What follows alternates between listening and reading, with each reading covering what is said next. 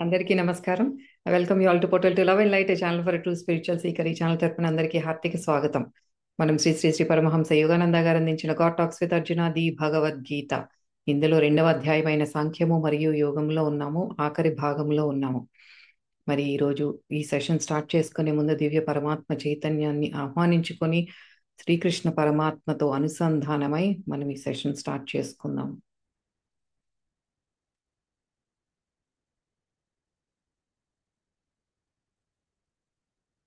ఓం శ్రీ గురుభ్యో నమః.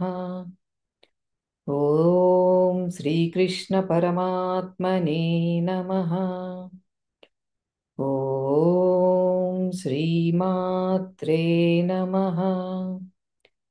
ఓం సాయిరామ్.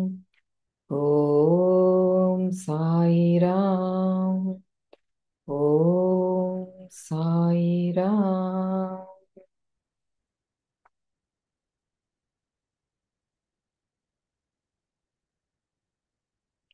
మనం ఇంకా ఆఖరిలోకి వచ్చేసాం. సాంఖ్యము మరియు యోగము ఈ రోజు మరియు వచ్చే బుధవారంతో మనకి ఈ సాంఖ్యము పూర్తి అవుతుంది. ఈ రోజు మనం ఈ ఎపిసోడ్ని రెండు భాగాలుగా విభజించుకొని మొదటి వీడియోలో 69వ శ్లోకానికి ఉన్న ఆధ్యాత్మిక అంతరార్థాన్ని తెలుసుకుందాము. అలాగే రెండవ వీడియో ద్వారా 70వ శ్లోకానికి ఉన్న ఆధ్యాత్మిక అంతరార్థాన్ని తెలుసుకుందాము.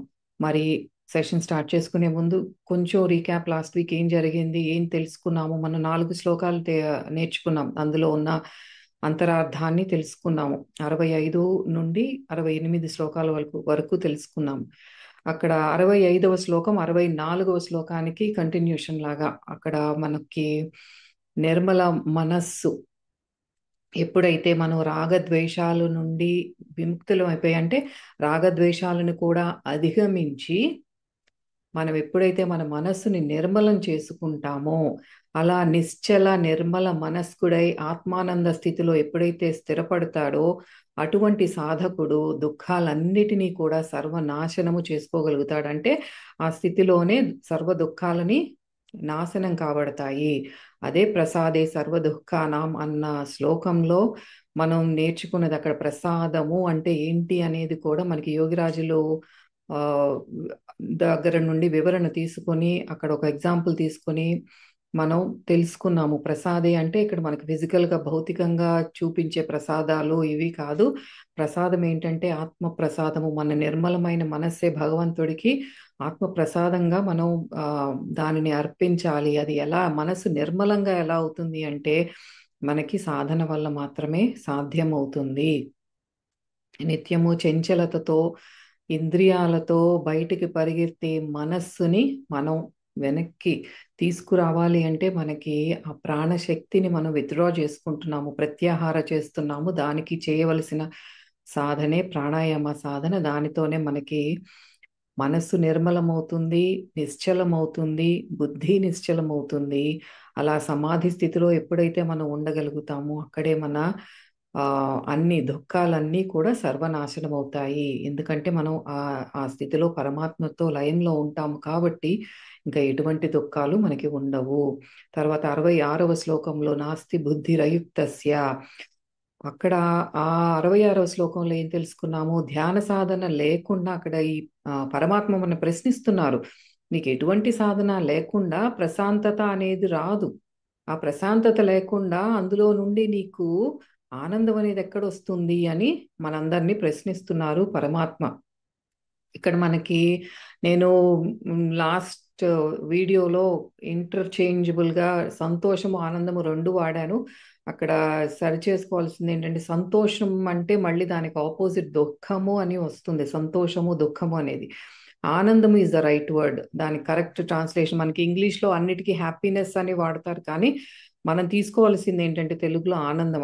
ఆనందానికి ఇంకా నెక్స్ట్ లెవెల్ పరమానందము బ్రహ్మానందము అని ఉంటాయి, కానీ దానికి ఇంకా ఆపోజిట్ ఉండదు. ఎందుకంటే అక్కడ మనకి యోగానంద గారు ఎలా డిస్క్రైబ్ చేశారు అంటే అది తొలిమెట్టు అని చెప్పారు. ఆ తొలిమెట్టు ఏకత్వ స్థితికి, అంటే బ్రహ్మానంద స్థితికి. ఈ ప్రశాంతతలో నుండి ఏదైతే మనం ఆనందాన్ని అనుభవిస్తున్నామో అది తొలిమెట్టు అన్నారు. సో అది మన ఏకత్వ స్థితికి తొలిమెట్టు అన్నట్టు. అంటే ఇంకా దానికి ఆపోజిట్ లేవు, ద్వంద్వత్వాల నుండి మనం అధిగమిస్తున్నాము. అందులో కూడా మనకి చాలా వివరణ ఇచ్చారు. ఆ ప్రశాంతత అనేది కూడా మనం ఎలా భావిస్తాము, దుఃఖ రాహిత్య స్థితిని మనం ప్రశాంతత అనుకుంటాము. అలాంటి దానికి ఇంకా అది చంచలతతో కూడింది. క్రమక్రమంగా దానికి కూడా ఒక విలువ అంటూ ఏమీ ఉండదు. దాంట్లో నుంచి కూడా ఒక బోర్డమ్ లాగా ఫీల్ అవుతారు. అది కాదు మీకు కావలసింది. దుఃఖ రాహిత్యము కంటే కూడా ఆనంద స్థితిని, ఆ ప్రశాంత స్థితిని, ఆ సాధనలో కలిగే ఆ ప్రశాంతతని, మీరు ఆ ప్రశాంతతలో నుండి వచ్చే ఆనందానుభూతిని మీరు పొందాలి. అదే బ్రహ్మానంద స్థితికి తొలిమెట్టు. ఇది అంతా కూడా సాధన వల్లే సాధ్యమవుతుంది. సాధన లేకుండా మీకు ఇది ఎలా సాధ్యం అని పరమాత్మ ప్రశ్నిస్తున్నారు 66వ శ్లోకాలు. అయితే 67వ శ్లోకాలో మనం ఏం తెలుసుకున్నాము అంటే, మనకి ఈ ఆ, ఆ, తుఫానులో కొట్టుకుపోయే ఒక నావ మనకి ఉపమానంగా చూపించి, మనం ఎప్పుడైతే ఈ ఇంద్రియాలు అనే తుఫాన్లో కొట్టుకుపోతామో మన గమ్యాన్ని కూడా మర్చిపోతాము. ఎలా అయితే తుఫాన్ వచ్చినప్పుడు నావ ఇంకా ఆ సముద్రంలో కొట్టుకుపోతుందో, గమ్యాన్ని కూడా చేరుకోలేదో, అలాగే మనం కూడా ఇంద్రియాలతో ఎప్పుడైతే ఆ తుఫాన్లో కొట్టుకుపోతామో గమ్యాన్ని కూడా మర్చిపోతాము. పరమాత్మతో లయం అవ్వాలి అన్న మన లక్ష్యాన్ని కూడా మర్చిపోతాము. జాగ్రత్తగా ఉండాలి అని పరమాత్మ అన్నీ హెచ్చరిస్తున్నారు. తర్వాత 68వ శ్లోకాలో మహాబాహో తస్మాద్యస్య మహాబాహో అని అర్జునుణ్ణి మహాబాహో అని సంబోధిస్తూ, ఎవరి స్థిర జ్ఞానం అయితే, ఆ జ్ఞానం కూడా ఏంటంటే మనకి అది కూడా టూ టైప్స్. ఆ జ్ఞానం అనేది మనకి విజ్డమ్ ఎక్కడి నుంచి వస్తోంది, బాహ్యంగా మన విద్య వల్ల, ఈ చదువుల వల్ల వస్తోందా, లేకపోతే ఆత్మజ్ఞానము బ్రహ్మజ్ఞానం అనేది మనకి ధ్యాన స్థితిలో అలా వస్తోందా? అలాగే దానిని బట్టి అంటున్నారు ఇక్కడ. స్థిర జ్ఞానము అంటే మనకి ఆత్మజ్ఞానము, బ్రహ్మజ్ఞానము, ఏది మనకి ఇంట్యూటివ్గా ధ్యాన సాధన వల్ల జాగృతమైన అంతఃస్ఫురణ వల్ల మనకి ప్రాప్తించిన జ్ఞానము, ఎవరికైతే అది వస్తుందో, ప్రాప్తింప చేసుకుంటామో, ఇంద్రియాలు అనే గుర్రాలకు అది సారథిగా ఉంటుందో, అటువంటి ఆ స్థిర బుద్ధి కలవారికి ఇంకా విషయ వాంఛల వైపు పరిగెత్తటం కానీ, ఇంకా దాని నుంచి నిరోధించే శక్తి ఎవరికి ఉంటుంది అంటే ఆ స్థిర జ్ఞానికే ఉంటుంది. ఆ స్థిర జ్ఞానము మనం తెచ్చుకోవాలి.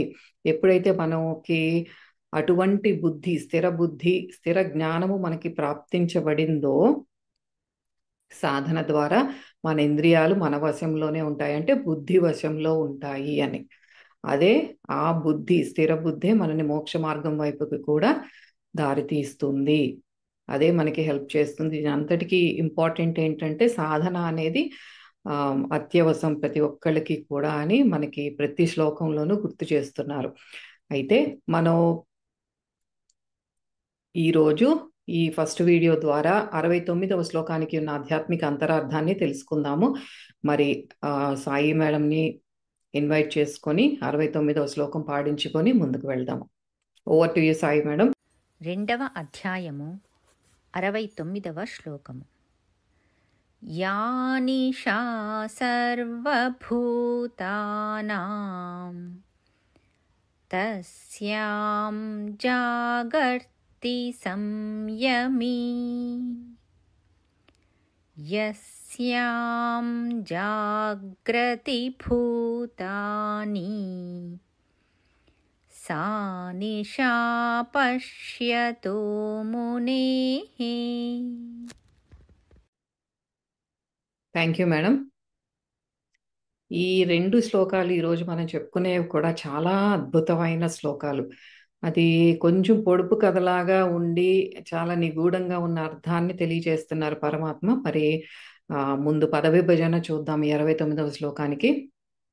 సర్వభూతానాం సమస్త ప్రాణులకును, యా ఏది, నిశా అంటే రాత్రియో లేదా రాత్రితో సమానమో, తస్యాం దాని యందు, దేని యందు, ఆ నిత్య జ్ఞాన స్వరూప పరమానంద ప్రాప్తి యందు, సంయమి ఇంద్రియ నిగ్రహము కల యోగి లేదా స్థితప్రజ్ఞుడు జాగర్తి మేలుకొని ఉండును. యస్యాం దేనియందు భూతాని సకల ప్రాణులు జాగ్రతి మేలుకొని ఉండునో, అంటే ఆ దేని అందైతే మేలుకొని ఉండునో, ఈ దాని తర్వాత విశ్లేషించుకుందాం. సా అది పశ్యత పరమార్థ తత్వమును దర్శించుచున్న మునేహే ఆత్మ మననశీలునకు, లేదా మనం ఆత్మ మననశీలునే ముని అని పిలుస్తున్నాము. మునేహే ముని నిషా రాత్రి భవతి అగుచున్నది, అంటే రాత్రితో సమానము అగుచున్నది.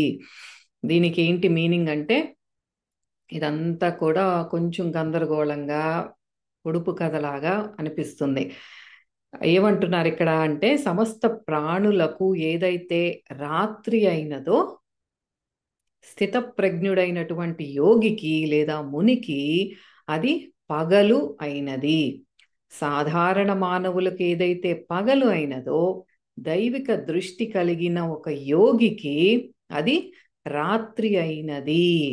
ఎలాగా చూద్దాం.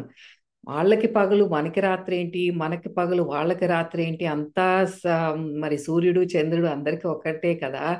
దేన్ని గురించి అంటున్నారు ఇక్కడ అనేది మనం జాగ్రత్తగా అర్థం చేసుకోవటానికి ట్రై చేద్దాం. ఇది యాక్చువల్గా ఒక డిస్కషన్ లాగా, లైవ్ సెషన్ లాగా ఉంటే చాలా బాగుండేది. బట్ లెట్స్ మీకు అర్థం అయ్యేటట్లు చెప్పటానికి ట్రై చేస్తాను. యోగానంద గారు, పరమహంస యోగానంద గారు చాలా చక్కటి వివరణ ఇచ్చారు మనకి. ఎక్కడ మీకు డౌట్ ఏం రాకుండా నేను మీకు వివరిస్తాను అని చాలా ఎలాబరేట్గా మనకి వివరణ అందించారు. ఇక్కడ ఏంటి మనకి ఏమేం మాటలు వచ్చినాయి? రాత్రి పగలు అని వాడారు, అంటే నిద్రావస్థ జాగృతావస్థ అన్నారు. యోగి లేదా జ్ఞాని లేదా ముని అన్నారు. అండ్ సామాన్య మానవుడు, సమస్త జనులు సామాన్య మానవులు అన్నారు. ఈ మాటలు వాడుతున్నారు. సో వీళ్ళ మధ్య ఏం జరుగుతోంది ఇక్కడ అనేది చూద్దాం. సామాన్య మానవులు, మనం 94% ఆఫ్ ద పాపులేషన్ ఏంటంటే మాయా అనే మత్తు నిద్రలో మునిగి ఉండగా నిశిత దృష్టి కలిగిన ఒక యోగి యొక్క నేత్రాలు జ్ఞానము అనే వెలుగులో నిత్యం తెరిచే ఉంటాయి. ఇది ఫస్ట్ స్టేట్మెంట్ పరమహంస యోగానంద గారు అందించింది.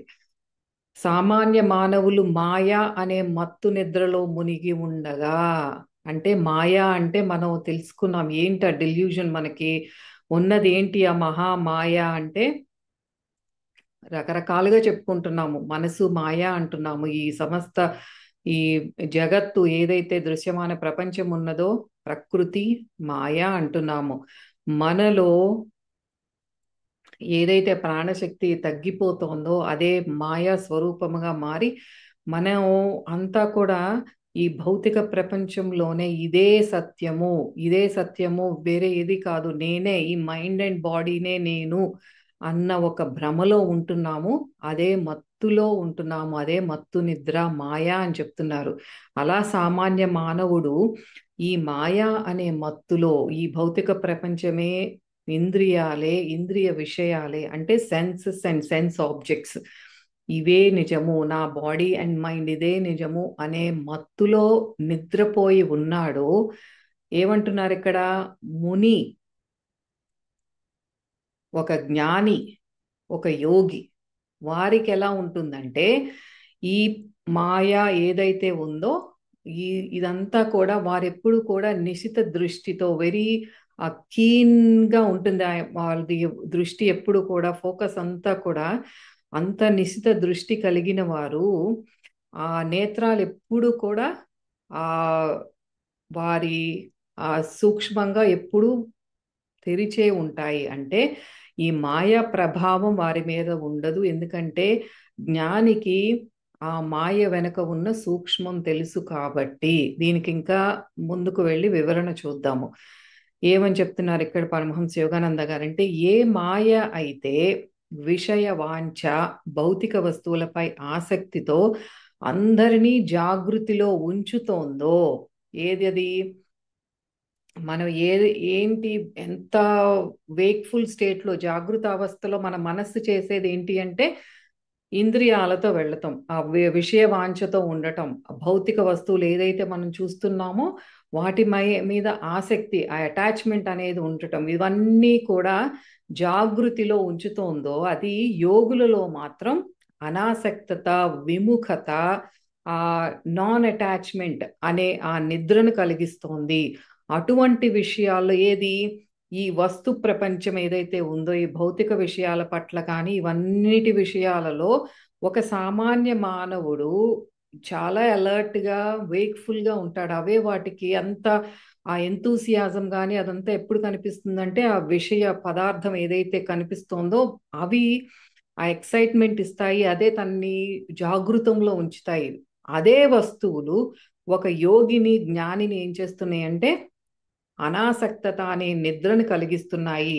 అంటే అవి చూసినప్పుడు యోగి నిద్రపోతారా అంటే అట్లా కాదు.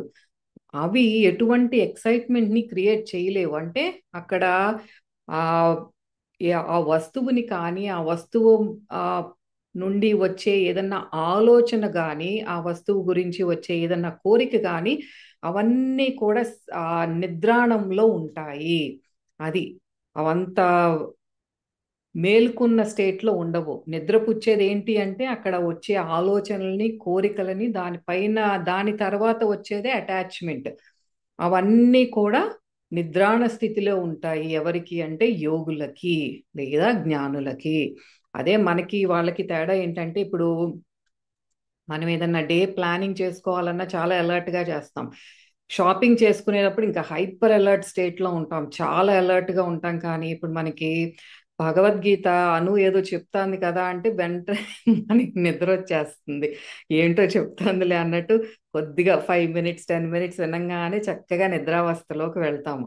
అలాగే ధ్యాన సాధనలో కూడా కొంచెంసేపు సాధనలో ఒక 5 నిమిషాలు కూర్చున్నామా, 10 నిమిషాల ఎందుకో మత్తుగా అనిపిస్తోంది అని చక్కగా అదే యోగ నిద్ర అనుకుంటే అట్లాగే నిద్రపోతాం. అదే మనకి సామాన్య మానవుడికి ఒక జ్ఞానికి ఉన్న తేడా ఏంటంటే ఏ విషయాల్లో అయితే జ్ఞాని జాగృతిలో ఉంటారో ఆ విషయంలో మనం నిద్రపోతున్నాము.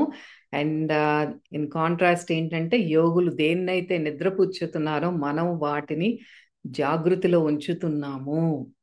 ఈ శ్లోకం ద్వారా మన హిందూ యోగులకి రాత్రుళ్ళు ఎక్కువ సమయం ధ్యానంలో గడిపే అలవాటును కూడా ఒక ఉపమానంగా ఈ శ్లోకంలో ఆ సూపర్ఫిషియల్ మీనింగ్ అట్లాగే కనిపిస్తుంది అనమాట. ఏంటది, మన హిందూ యోగులు ఎక్కువ కూడా రాత్రి సమయాన్ని వృధా చేసుకోకుండా ఎప్పుడైతే ఈ సామాన్య మానవులంతా సమస్త ప్రపంచం నిద్రపోతోందో ఎక్కడ మనకి ఆ స్పేస్లో ఎక్కడ ఆ ఆలోచన తరంగాలు కానీ ఏమీ లేకుండా ప్రశాంతంగా ఉంది, ప్రపంచం అంతా నిద్రపోతున్నప్పుడు యోగులకు అది అద్భుతమైన సమయం అన్నమాట. చక్కగా వెంటనే సాధన మొదలు పెట్టంగానే ఆ ఇన్నర్ కామ్నెస్ అనేది ఫీల్ అవుతారు. ఎందుకంటే ఆ గాలిలో ఎటువంటి చుట్టూతో ఎక్కడ అలజడి లేదు.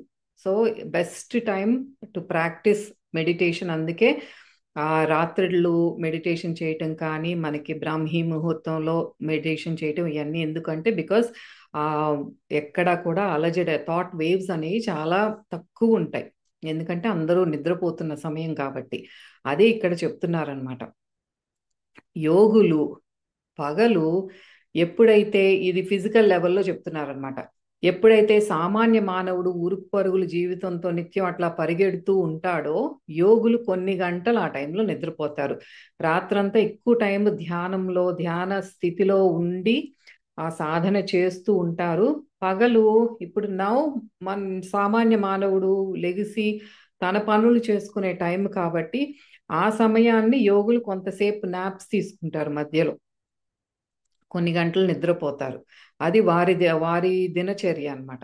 దీనికి ఆధ్యాత్మిక పరమార్థం ఏమిటి? ఇదంతా సూపర్ఫిషియల్ లెవెల్లో పడుకోవటం లెగటం ఇదంతా కూడా ఎవరు ఏం చేస్తున్నారు, సామాన్య మానవుడు ఏ టైంని ఎలా ఉపయోగించుకుంటున్నాడు, యోగులు ఎలా ఉపయోగించుకుంటున్నారు అనేది సూపర్ఫిషియల్ లెవెల్ ఈ శ్లోకాకి.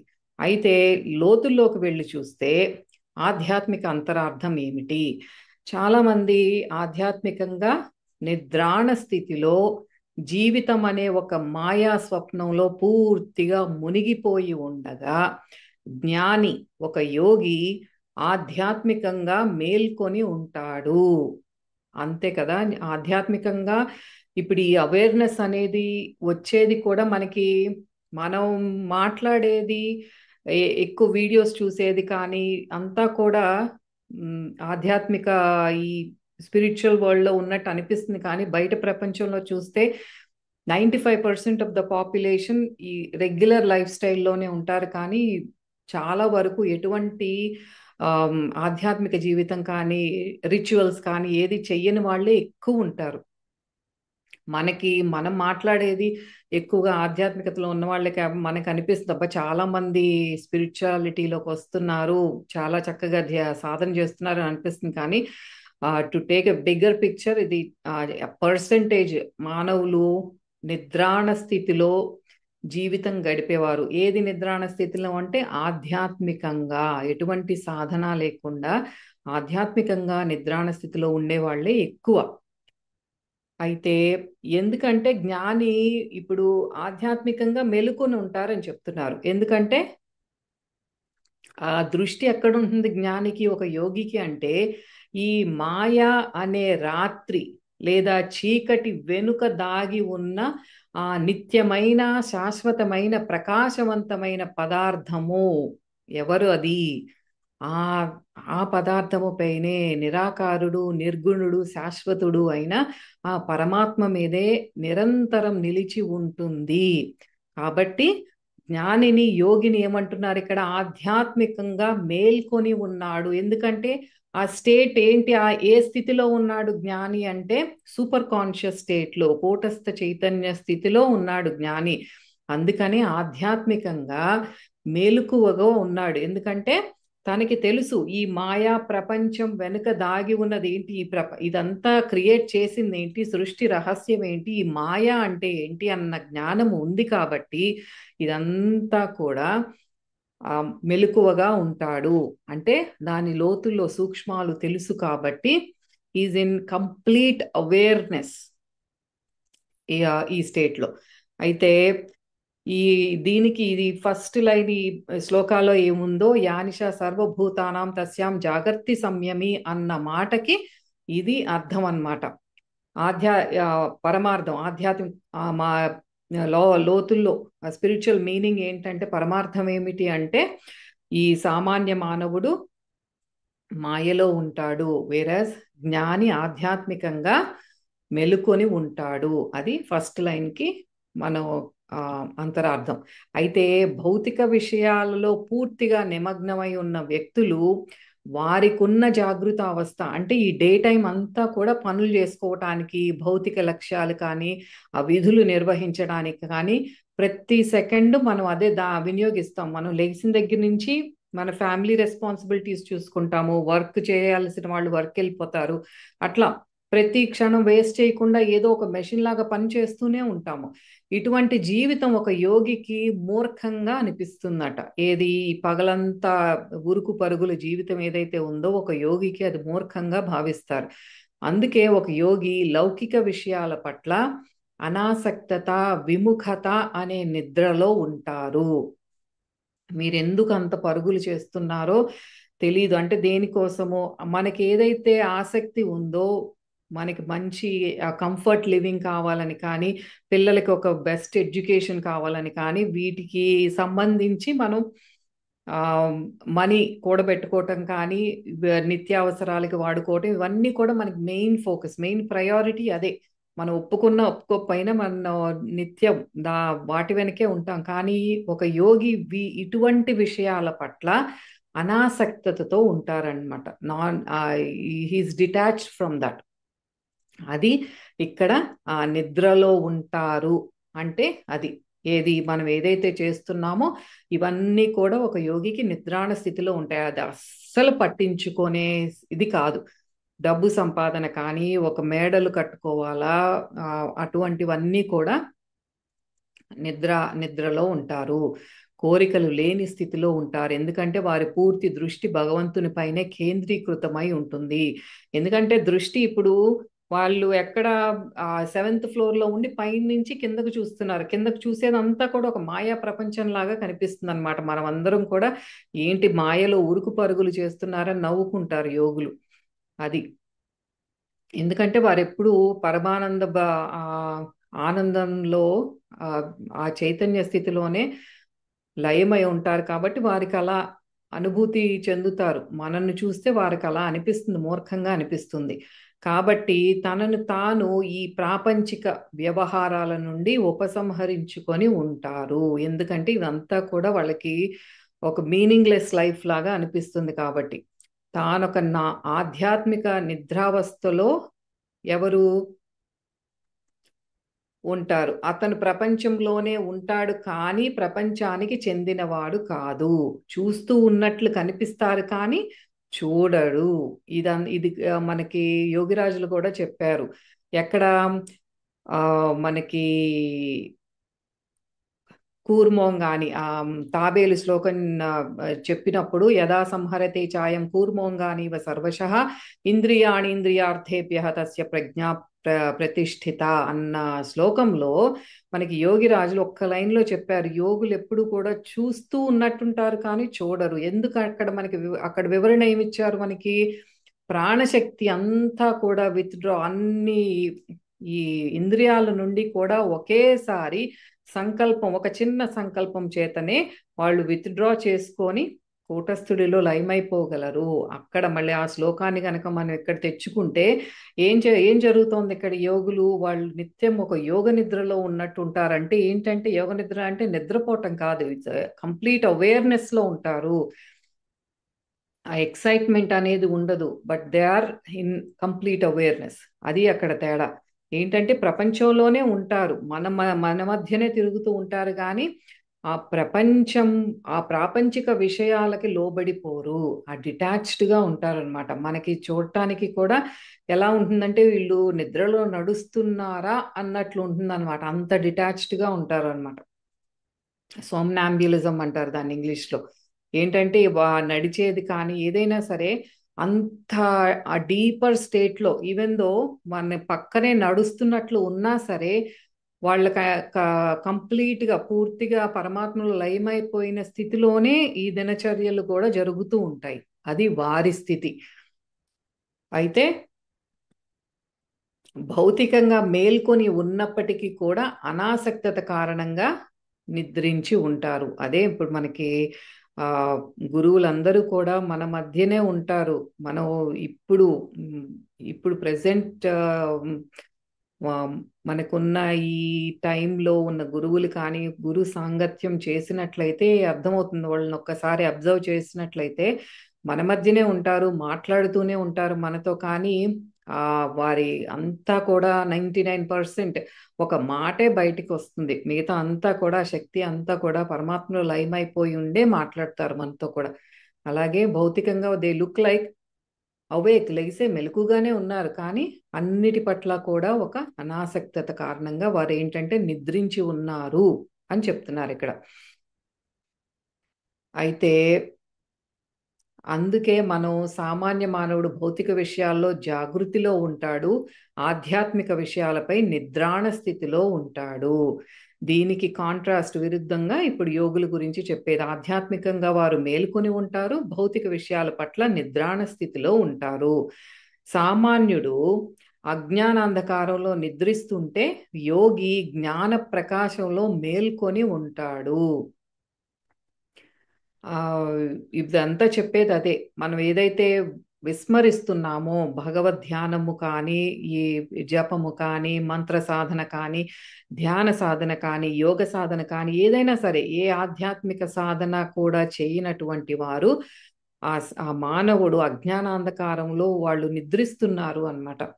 యోగి మాత్రం జ్ఞాన ప్రకాశంలో మేల్కొని ఉంటాడు. అదంతా కూడా that is very important for ఒక యోగికి, ఒక జ్ఞానికి ఈ సాధన అనేది చాలా ఇంపార్టెంట్. అక్కడ మెలకువగా ఉంటారు ఒక యోగి. భగవద్గీత యోగులందరినీ పగలు నిద్రపోండి, రాత్రంతా మెలకుగా ఉండండి, అట్లాగే సామాన్య మానవుడినేమో రాత్రంతా మీరు కష్టపడి యోగితో పాటు పగలు నిద్రపోమని చెప్పట్లేదు. ఇక్కడ అట్లా లిటరల్ మీనింగ్ తీసుకోవటానికి లేదు. మనకి అట్లాంటి డౌట్సే వస్తాయని యోగానంద గారు మనకి అవన్నీ క్లారిఫై చేస్తారు చక్కగా. ఇప్పుడు ఏంటి మనం ఏం చేయాలనిపిస్తుంది అంటే మనకి ఇప్పుడు అదే డౌట్ వస్తుంది. ఆ యోగులంటే సరే వాళ్ళు చేస్తున్నారు, మనం ఎట్లా చేస్తాము, ఇదంతా చెయ్యాలి కదా అన్న డౌట్ వచ్చేస్తుంది.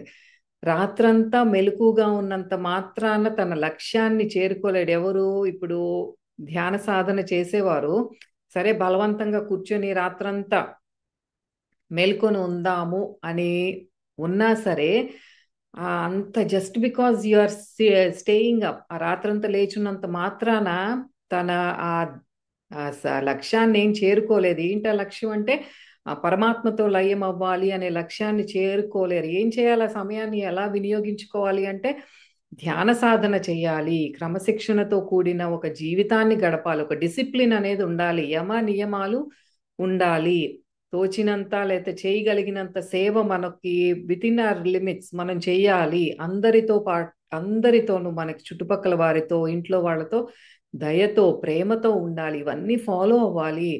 అంతేకాని ఇప్పుడు యోగులు ఎవరో గురించి చెప్తున్నారు, వాళ్ళు రాత్రంతా యోగంలో ఉండేవారంట, మెలకుగా ఉండేవారంట అంటే మా మెలకుగా ఉండటం కాదు అక్కడ. ఇప్పుడు మనకి శివరాత్రి వచ్చిందంటే అందరూ జాగరణ చేయాలంటారు, రాత్రంతా సినిమాలు పెట్టుకుని చూస్తారు, అది కాదు కదా. శివుడితో లయం అవ్వటానికి ఆ రాత్రిని వినియోగిస్తున్నామా, లేకపోతే జస్ట్ ఫిజికల్ గా స్టేయింగ్ అప్ కళ్ళు తెరుచుకొని సినిమాలు పార్టీలు చేసుకోవటానికి చేస్తున్నాం. There is lot of difference. అదే ఇక్కడ మనకి చెప్పేది. మన లక్ష్యాన్ని పరమాత్మలో లయం అవ్వాలి అన్న లక్ష్యం జస్ట్ మెలకుగా ఉన్నంత మాత్రాన రాదు. ఆ సమయాన్ని మనం ఎలా వినియోగించుకుంటున్నాము. మనకి యోగానంద గారు కానీ లాహిరి మహాశైలు కానీ వారు రాత్రంతా చేసింది ఏంటంటే ప్రాణాయామ సాధన చేసేవారు. అందుకే వారి లక్ష్యాన్ని వారు ఆ సాధించుకోగలిగారు. ఆ టైం అంతా వినియోగించుకున్నారు కాబట్టి ఊనే లెగిచి ఉండలేదు వాళ్ళు. అయితే అలా యోగి ఎలా ఉండాలి అనేది చెప్తున్నారు. సాధన చెయ్యాలి, మళ్ళీ ఈ డే లైఫ్ లో కూడా అందరితో ప్రేమగా ఉండాలి, సర్వీస్ చేయగాలి, అదంతా కూడా క్రమశిక్షణతో ఉండాలి అని చెప్తున్నారు. అయితే ఇప్పుడు సామాన్య మానవుడు ఎలా ఉండాలి, రోజంతా కుటుంబ బాధ్యతలతో విధి నిర్వహణతో బిజీగా ఉండే ఈ సామాన్య మానవుడు రాత్రి నిద్రపోవాలి. డెఫినెట్ గా హీ నీడ్ సమ్ రెస్ట్. ఎందుకంటే పగలంతా కష్టపడినప్పుడు ఒళ్ళు అలసిపోతుంది, physically your tired, physical body tired గా ఉన్నప్పుడు అసలు ధ్యాన సాధన అనేది వద్దని చెప్తారు చాలా మంది. ధ్యాన సాధన చేయకూడదు, అక్కడ సాధన అనేది కుదరదు. ఆ సాధనలో కూడా కూర్చుని బలవంతంగా కూర్చున్నా కూడా నిద్ర వస్తుంది, కానీ ఎందుకంటే ఫిజికల్ బాడీ అలసిపోయింది. మనం ఆ దృష్టిని కూటస్థుడి పైన కేంద్రీకరించలేము, అందుకని నిద్రపోండి అని చెప్తారు. ఆ మనకి ఎలా అయితే పగలంతా పని చేసుకునే వాళ్ళకి నిద్రపోవాలి, కానీ మనం కొంత సరే నిద్రపోయిన తర్వాత కొంత సమయం ధ్యానానికి ఆధ్యాత్మిక విధులకి కూడా వినియోగించాలి. ఇది మనం గుర్తుపెట్టుకోవాలి. ఎంత బిజీ లైఫ్ స్టైల్లో ఉన్నా సరే మనం పగలు కొంచెం ఎర్లీగా, రాత్రి కొంచెం ఎర్లీగా పడుకోవటం, కొద్ది కొద్దిగా మన ఆ డేని అడ్జస్ట్ చేసుకోగలిగి దానికి వెనకాల ఒక విల్లింగ్నెస్ ఉండాలి. నేను ఇది చెయ్యాలి, ఇలా ఉండాలి, నా లైఫ్ స్టైల్ కొద్దిగా మార్చుకోవాలి అన్న ఒక సుముఖత, ఒక విల్లింగ్నెస్ అనేది ఉండాలి. అలా ఉన్నప్పుడు కొద్దిగా మనం ఆ డేని అడ్జస్ట్ చేసుకోగలగటం. కొంత టైం పొద్దున్నే లెగిసి ఓకే నేను అది వరకు 6 గంటలకు లెగిసేవాడిని, ఇప్పుడు కొంచెం 5ంటికి లెగుస్తాను. 5ంటికి లెగవాలంటే నేను రాత్రి కొంచెం ఎర్లీగా పడుకుంటాను. అట్లా కొంచెం కొంచెం మనం అడ్జస్ట్ చేసుకొని ధ్యాన సాధనకి కొద్దిగా మనం టైం కేటాయించుకొని దానిని ఆ సాధన ఒకటి అలవాటు చేసుకోవాలి. అట్లా అలవాటైనప్పుడు మనకి క్రమక్రమంగా నిద్ర యొక్క ఆవశ్యకత, అంటే ఇప్పుడు మనం 8 అవర్స్ అట్లా నిద్రపోయే వాళ్ళకి క్రమంగా 7 అవర్స్, 6 అవర్స్, 5 అవర్స్ అట్లా క్రమంగా నిద్ర యొక్క ఆవశ్యకత, number of hours of sleep కూడా తగ్గుముఖం పడుతుంది అనమాట. కొంచెం నిద్రపోయినా సరే మనకి అది సరిపోతుంది. దాంట్లో వచ్చే మనకి ఆ ప్రశాంతత ఉంటుంది, ఆ హ్యాపీగానే డే టైం పనులు చేసుకోగలుగుతాము. అది చెప్తున్నారు అక్కడ. మన ఆ లైఫ్ని కొంచెం అడ్జస్ట్ చేసుకుంటే మీకు నిద్ర యొక్క ఆవశ్యకత కూడా తగ్గుతుంది, ట్రై చేయండి అని చెప్తున్నారు మనకి పరమహంస యోగానంద గారు. ఈ ప్రజలందరూ కూడా అశాశ్వతమైన భౌతిక సుఖాలలో మునిగిపోయి ఆనంద స్థితి ఏదైతే శాశ్వతమైనదో ఆ ఆనంద స్థితిని ఆత్మస్థితిని మర్చిపోకూడదు. అదే ఆత్మస్థితిని బ్రహ్మానంద స్థితి శాశ్వతమైన దాంట్లో సామాన్య మానవుడు నిద్రిస్తున్నాడు. దానిని అర్థం చేసుకోవట్లేదు. దాన్ని నిద్రలో పెడుతున్నాడు. ఏదైతే అశాశ్వతమైనదో దాన్ని చాలా అందులో చాలా అలర్ట్ గా వేక్ఫుల్ గా ఉంటున్నాడు. అదే మనకి ఈ శ్లోకం ద్వారా చెప్పేది. దీన్ని మర్చిపోకూడదు, శాశ్వత పదార్థాన్ని మనం మర్చిపోకూడదు. ఒక యోగికి కూడా చెప్తున్నారు అలాగే. ఒక యోగి భౌతిక కోరికల పట్ల నిర్లిప్తతతో ఉండొచ్చు, వాటిని నిద్రపుచ్చవచ్చు, కానీ తన విధులను మాత్రం నిర్లక్ష్యం చెయ్యకూడదు. ఇప్పుడు యోగ సాధనలో ముందుకు వెళుతూ అడ్వాన్స్ స్టేట్లోకి వెళ్తున్నప్పుడు ఏంటంటే ఇంకా కుటుంబ బాధ్యతలు వదిలేస్తాను, వాళ్ళని నేను చూసుకోలేను, నాకు అంతా ఇదే చేయాలనిపిస్తోంది అని ఆ కుటుంబ బాధ్యతలని మనం చేయవలసిన విధులని నిర్లక్ష్యం చెయ్యకూడదు. తాను బాహ్య కార్యకలాపాలు చేస్తున్నప్పటికీ కూడా భగవంతుణ్ణి ఎప్పుడూ మర్చిపోడు ఎవరు ఒక యోగి. ప్రతి పనిలోనూ ప్రతి వస్తువులోనూ ఆ భగవంతుణ్ణే చూస్తూ ధ్యానిస్తూ ఉంటాడు. కనుక తాను ఈ అజ్ఞానంలో నిద్రపోడు. ఎక్కడైతే సామాన్య మానవుడు నిద్రిస్తున్నాడో ఈజ్ ఆల్వేస్ 100% అలర్ట్గా అవేర్నెస్తో ఉంటారు. ఎవరంటే ఒక జ్ఞాని లేదా యోగి. అజ్ఞానంలో నిద్రపోవటం అనేది ఉండదు. He's ever awake in him. నిత్యం భగవద్ధ్యాసలో మేల్కొనే ఉంటాడు, అంటే ఎరుకతో ఉంటాడు అని మనకి పరమహంస యోగానంద గారు వివరిస్తున్నారు. ఏంటంటే ఇక్కడ మనకి సరే డే టైం అంతా కూడా యాక్టివిటీస్ చేస్తున్నాం, కానీ ఎంత వాటిలో కూడా మనం చేసే పనిలో కూడా ఎంత వేక్ఫుల్గా ఉంటున్నాం, మన జాగృత అవస్థలో ఉన్నాము, విధులు నిర్వర్తించుకుంటున్నాము. కానీ ఒక్కొక్క పని చేసేటప్పుడు మనం ఎంత రియల్ వేక్ఫుల్ స్టేట్, అది కూడా హాఫ్ మైండెడ్గా చేస్తున్నామా లేకపోతే పూర్తిగా దృష్టి దాని మీద పెట్టి చేస్తున్నామా ఒకటి. అలాంటి పనులు కూడా ఒక యోగి అయిన వారు ఎవరైతే సాధన చేస్తూ ఉంటారో ఆ పనిలో కూడా దైవత్వాన్ని చూడగలుగుతారు. అదే ఇక్కడ మనకు చెప్పేది. అజ్ఞానంలో నిద్రపోదు, ఇదంతా నాకు అక్కర్లేదు అని యోగి ఆ నిర్లిప్తతతో ఉండకూడదు. చేసే పనిలో కూడా భగవంతుణ్ణే చూస్తాడు. He sees God in everything. ఒక వస్తువులోనూ పరమాత్మనే చూస్తాడు, చేసే పనిలోనూ పరమాత్మనే చూస్తాడు. అంటే హీస్ ఎవర్ అవేక్, నిత్యము మేలుకువగానే ఉంటాడు. అదే ఆ ఉనికితో ఉంటాడు అని చెప్తున్నారు అన్నమాట ఈ శ్లోకంలో. నిష్క్రియత్వము, నాన్ యాక్టివిటీ అంటే ఏ పని చెయ్యకపోవటము, సోమరిపోతుతనము, అది దైవత్వానికి చాలా దూరం, ఎంతో దూరమైన ఏంటి అంటే నిష్క్రియత్వం, నేనేమి చేయను అని తామసిక గుణంతో లేజినెస్తో ఉండిపోవటం అనేది భగవంతుడికి ఎంతో దూరం.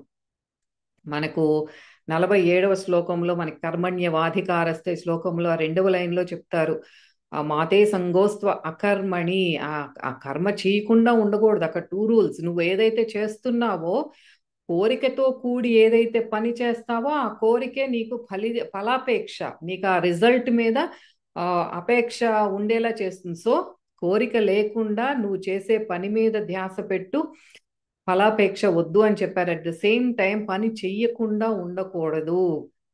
ఆ నిష్క్రియత్వం పనికి రాదు, అది దైవత్వానికి ఎంతో దూరము అని చెప్తున్నారు అక్కడ. మనకి ఆ పాత శ్లోకాలు కూడా ముందుకు తీసుకురావాలి. అన్ని ఎవ్రీథింగ్ ఈజ్ ఇంటర్లింక్డ్. కర్మ చేయకుండా ఉండకూడదు అని అక్కడ చెప్పారు, ఇక్కడ అదే చెప్తున్నారు అనమాట. నిష్క్రియత్వం పనికిరాదు.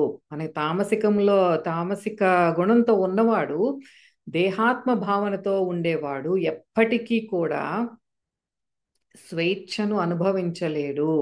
ఏంటి ఆ స్వేచ్ఛ అంటే, మనం నిత్యం ఈ కర్మచక్రంలోనే ఇరుక్కుపోయి బందీగానే ఉంటాము. కానీ స్వేచ్ఛ అనేది ఎప్పుడు వస్తుందంటే పరమాత్మలో లైవ్ అయినప్పుడు. ఈ దేహాత్మ భావన, తామసిక గుణం, ఇవన్నీ కూడా మనం ఈ కర్మచక్రంలో బందీగా ఉండేలాగానే చేస్తాయి. యోగి ఎప్పటికీ కాలేడు అటువంటి వాడు, ఆ తామసిక గుణంతో ఉన్నవారు.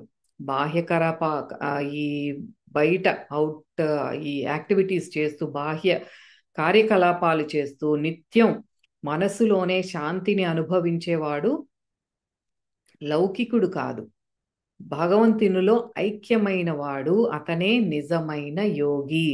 ఏం చెప్తున్నారు ఇక్కడ?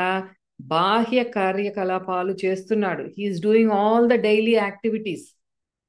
నిత్యం మనసులో శాంతిని అనుభవించేవాడు చేస్తున్నాడు. లోపల ఆ ఇన్నర్ పీస్, ఆ ఇన్నర్ బ్లిస్ ఏదైతే ఉందో, ఆ ఆత్మానందం అనేది, దానిని అనుభవించేవాడు. ఈవెన్ దో ఆ డైలీ యాక్టివిటీస్ చేస్తున్నప్పటికీ కూడా, కుటుంబ బాధ్యతలు నిర్వర్తిస్తున్నప్పటికీ కూడా, ఉద్యోగ బాధ్యతలు నిర్వర్తిస్తున్నప్పటికీ కూడా లౌకికుడు కాదు.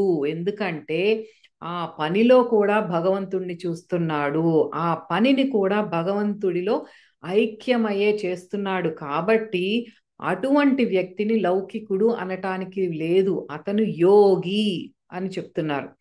మనం ఈ మహనీయులు కలిసినప్పుడు వారు కూడా మనలాగానే సంసార జీవితంలో ఉన్నారే, వారు భార్య పిల్లలు బాధ్యతలు అన్నీ ఉన్నారే అని అనిపిస్తుంది. కానీ వాళ్ళు చేసే ప్రతి పని కూడా భగవంతునిలో ఐక్యమయ్యే ఈ బాహ్య కర్మలు కూడా చేస్తుంటారు. దేహాత్మ భావన ఉండదు వాళ్ళకి. నేను చేస్తున్నాను అన్న కర్తృత్వ భావన అసలే ఉండదు. నేను కాదు, ఇది పరమాత్మ నా ద్వారా చేయిస్తున్నారు అంతే.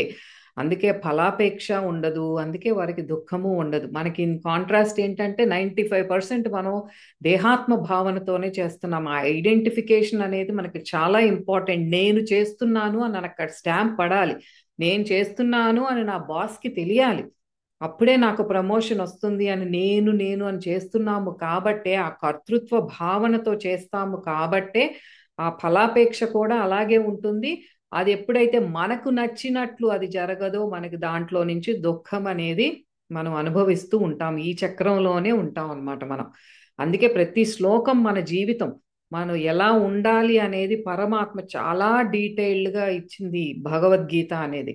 అందుకే మనం ప్రతి శ్లోకాన్ని ప్రాక్టీస్లో పెట్టాలి, ఏం తెలుసుకుంటున్నాము అనేది. అందుకే అక్కడ మనకి 51వ శ్లోకంలో కూడా అదే చెప్తారు. కర్మజం బుద్ధియుక్తాహి ఫలం త్యక్త్వా మనీషిణః. మనీషి అంటే ఆ గొప్ప యోగి అయిన వారు ఏమిటంటే వాళ్ళకి ఫలం త్యక్త్వా, వారికి ఆ ఫలాపేక్ష ఉండదు, దాన్ని వదిలేసిన వారే ఎప్పుడైతే ఆ నిశ్చలమైన బుద్ధితో దానితో లయమైపోయి చేస్తారో, ఈ జన్మ బంధ వినిర్ముక్తాహ అన్నారు. అక్కడే మనకి కర్మ బంధాల నుండి, జన్మ బంధాల నుండి కూడా రాహిత్యం అనేది మనకి లభిస్తుంది. పదం గచ్చంత్యానమయం అంటే అక్కడ మనకి ఆ బ్రహ్మ పదం అనేది, పరమాత్మతో లయమయం అనేది అక్కడ లభిస్తుంది. ఎప్పుడు మనం చేసే కర్మలలో అంత నిశ్చల బుద్ధితో ఉంటాము, ఫలాపేక్ష లేకుండా. మనకి ఆ డిటాచ్మెంట్ అనేది ఎప్పుడైతే వస్తుందో, అప్పుడే మనకి జన్మ బంధాల నుండి కూడా విముక్తులమవుతామని 51వ శ్లోకంలో కూడా మనకి చెప్పారు పరమాత్మ. నిత్యం భౌతిక విధులతో మునిగిపోయి దైవ చింతన కానీ ధ్యాన సాధన కానీ చెయ్యకపోవడం మానవుడు చాలా కామన్గా సర్వసాధారణంగా చేసే పొరపాటది. Man's the most common error అని చెప్తున్నారు. ఏది? నాకు ఇదే ఇంపార్టెంట్. చాలా మంది చూస్తూ ఉంటాం, ధ్యాన సాధనాన్ని స్టార్ట్ చేస్తారు, ఇది బాగుంది మా ఫ్రెండ్స్ చెప్పారు, కొన్నాళ్ళు ట్రై చేస్తారు, కానీ మళ్ళీ అమ్మో నాకు చాలా బిజీగా ఉన్నాను అస్సలు అవ్వట్లేదని మళ్ళీ వెనక్కి వెళ్ళిపోతారు. ఇలాంటి వాళ్ళు కూడా చాలా మంది ఉంటారు. ఎందుకంటే ఆ విధులలోనే మునిగిపోయి ఉంటారు. ఎటువంటి ఇంక మళ్ళీ దైవ చింతన కానీ సాధన కానీ మాకు టైం లేదు అని వెళ్ళిపోతారు. ఇది మనుషులు అందరూ చేసే కామన్ ఎర్రర్ ఇది. ఆన్ ద అదర్ హ్యాండ్ ఏంటంటే ఆధ్యాత్మికము అనే మిషలో తమ విధులను విస్మరించటం కూడా మంచిది కాదు. ఇట్స్ వెరీ డేంజరస్ అని చెప్తున్నారు. చాలా ప్రమాదకరమైనది. అట్లాంటి ఆలోచనలు కూడా ఏంటంటే మిమ్మల్ని మీరు మోసం చేసుకుంటున్నారు ఎప్పుడైతే అట్లా అనుకుంటున్నారో. అమ్మ ఆధ్యాత్మికము అని ఏం చేస్తారంటే కొంతమంది ఆడవాళ్ళు అయి ఉండొచ్చు, మగవాళ్ళు అయి ఉండొచ్చు, ఈ కుటుంబ బాధ్యతల కంటే నాకు స్పిరిచువల్ లైఫే మోర్ ఇంపార్టెంట్, నేను ఈ లైఫ్ తీసుకున్నది స్పిరిచువల్ ఎవల్యూషన్కే అని చెప్పి ఆ మిడిమిడి జ్ఞానంతో ఆశ్రమాలకి, ఫ్యామిలీస్ని వదిలేసి ఆశ్రమాలకని ఎక్కడికో వెళ్ళిపోవటము, ఇలా ఆ రెస్పాన్సిబిలిటీస్ని వదిలేయటం, అదంతా కూడా చాలా తప్పు. దట్స్ వెరీ డేంజరస్ యాక్ట్ అని చెప్తున్నారు పరమహంస యోగానంద గారు.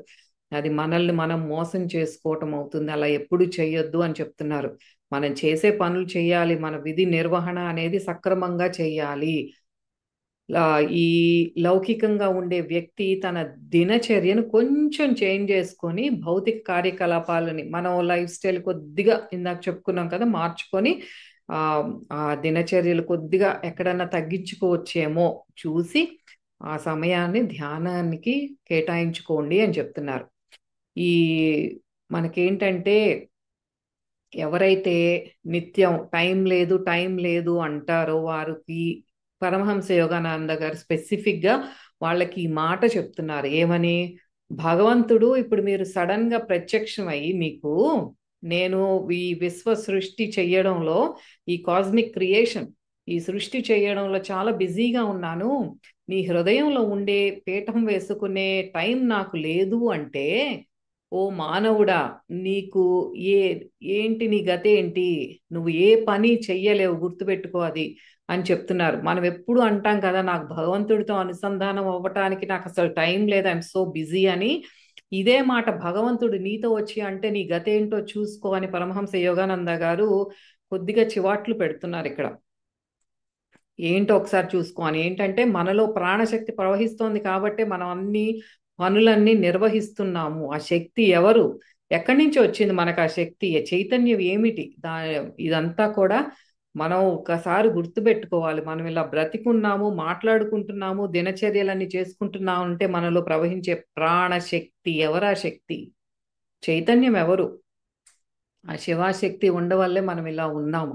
అట్లా అనుసంధానం అవటానికి టైం లేదు అని జపం చేయటం ఆపేసి దాని పరిణామాలు ఎదుర్కోవటం, ఆ అట్లా చేయటం వల్ల వచ్చే దుష్పరిణామాలు మనం ఫేస్ చేయటం అనేది మన వల్ల అయ్యే పని కాదు. అందుకని యోగానంద గారు స్పెసిఫిక్ గా అందరినీ హెచ్చరించేది ఏంటి అంటే, ఇట్లాంటి టైం లేదు అనే జపాలు చేయొద్దు, దయచేసి మీ టైంని అడ్జస్ట్ చేసుకోండి, అడ్జస్ట్ చేసుకొని మీ లైఫ్ స్టైల్ కొద్దిగా మార్చుకొని సాధనలో పెట్టండి ఆ టైంని అని చెప్తున్నారు. ఎప్పుడైతే నిత్యం భగవంతుడిలో మమేకమై ఉంటారో ఆ భగవంతుడే మనకి ఒక పెన్షన్ లాగా కూడా రెడీ చేస్తారంటే. ఏంటా పెన్షన్? మనకి ఈ రిటైర్మెంట్ ప్లాన్లు, 401(k)లు ఇట్లాంటిదే మనకి ఏంటంటే ఈ విధులన్నిటినీ కూడా నుండి కూడా మనకి విముక్తి కలిగించే పెన్షన్ ప్లాన్ ఒకటి భగవంతుడు మనకి గిఫ్ట్ గా ఇస్తారు ఎప్పుడైతే మనం భగవంతుడితో అనుసంధానం అవుతామో. ఆ విముక్తి గురించి ఆయనే చూసుకుంటారు. ఇంకా అంటే మనకి పెన్షన్ ఇస్తానన్నారు కదా అని ఇప్పుడు బ్యాంక్ బ్యాలెన్స్లు చెక్ చేసుకో అక్కర్లేదు. ఏంటి ఇక్కడ పరమాత్మ మనకి పరమహంస యోగానంద గారు చెప్పేది ఏంటి అంటే, మనకి విముక్తిని ప్రసాదిస్తారు. కానీ మనం ఆ గాడ్స్ విల్, ఆ భగవంతుడు ఏదైతే సంకల్పించారో దానికి విధేయుడై ఉండాలి. కానీ అంటే ఏంటంటే విధేయుడై ఉండటం అంటే మనకి ఏం జరుగుతోందో ఇదంతా కూడా భగవత్ ప్రసాదము అన్నది ఏ పరిస్థితినైనా కూడా అదే అని మనం యాక్సెప్ట్ చేసి ముందుకెళ్ళాలి. అదే సంపూర్ణ శరణాగతితో ఉండాలి. ఆ గాడ్స్ విల్తో ఎప్పుడైతే ఉంటామో మనం, మనకి ఆ విముక్తి కూడా లభించు, ఆ ఆ బాధ్యత కూడా పరమాత్మ తీసుకుంటారు మనం ఎప్పుడైతే ఆయన ప్లాన్ ప్రకారం వెళ్తామో. సో అది మనకి 69వ శ్లోకానికి ఉన్న అద్భుతమైన ఆధ్యాత్మిక అంతరార్థము. జ్ఞాని అజ్ఞాని, పగలు రాత్రి, జాగృతావస్థ నిద్రావస్థ. మనం నిద్రలో కూడా మనకి నిద్రలో తెలుస్తుంది, మనసు ఎప్పుడైతే నిద్రిస్తోందో అక్కడ కోరికలు ఏమీ లేవు. వేరే స్లీప్, మంచిగా నిద్రపోతున్నప్పుడు అక్కడేమి కోరికలు ఉండవు.